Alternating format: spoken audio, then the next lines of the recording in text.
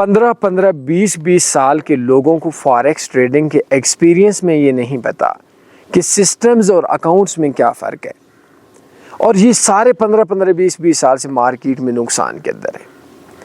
वैसे तो इसके लिए मैंने एक लेटेस्ट ट्रेडिंग कोर्स दिया है, बायो में मेरा व्हाट्सएप नंबर है, बल्कि मैं बता देता हूँ 0332875409। इस कोर्स में पार्ट 6 है, बल्कि ये इस व्हाट्सएप पे रब्ता करें, इसमें एक कोर्स है वो मैं आपको सेंड कर देता हूँ, फ्री में है।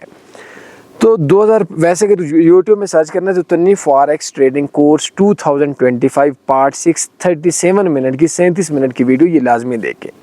अगर आपका 50 साल का भी एक्सपीरियंस है और आपको ये नहीं पता कि सिस्टम्स एंड लोकल जो ब्रोकर्स के अकाउंट्स हैं इनमें क्या फ़र्क है, आप 50 साल से नुकसान के अंदर भी हैं, और अगर आपने इस चीज़ का पता नहीं किया कि लोग सिस्टम्स में प्रॉफिट में क्यों होते हैं और अकाउंट्स में लॉस में क्यों होते हैं, तो फिर आप अगले 50 साल भी लॉस में रहेंगे।